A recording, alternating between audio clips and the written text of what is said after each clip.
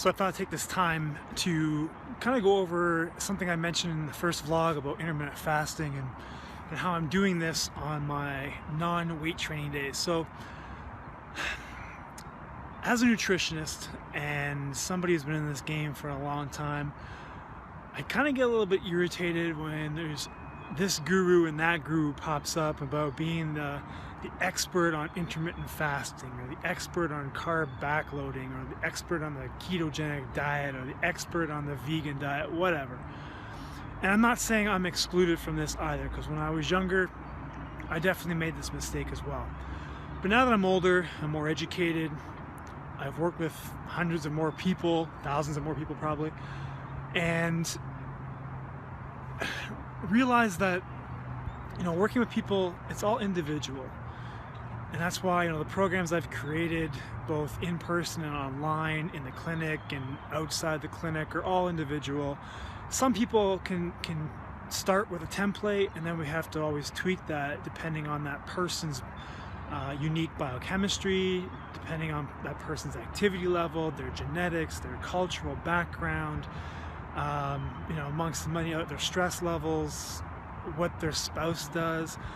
All this stuff has to be considered when talking about health and wellness, specifically nutrition, even strength training. Okay, but this is, as much as I went for a walk here and I'm still fasted, I'm not doing it for the fat loss benefits.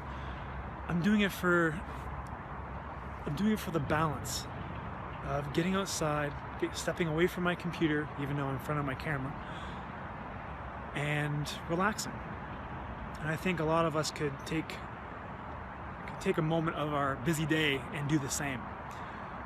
So again, I'm not fasting for the purposes of trying to burn more body fat. The science really isn't there for that. Fasting for me is a tool to eat less, to consume less calories in a day. And like I mentioned or referred to earlier, if my training starts to suffer, I will have no problem eating more food. And eating in the morning, I don't know if the science is behind that. Eating in the morning makes you eat more food throughout the day. I think if you eat in the morning and you eat a well-balanced meal, I think you're going to be just fine. I don't think you crave food the rest of the day. It doesn't happen to me, so I don't know where these internet gurus on fasting get this from, but maybe there's some science there, I don't know. I'm not an expert at fasting, but at the same time, I know that you don't have to fast just to be 6% body fat or super lean, or whatever, having these great aesthetics. You can do the same thing eating 4 meals a day, 3 meals a day, 6 meals a day.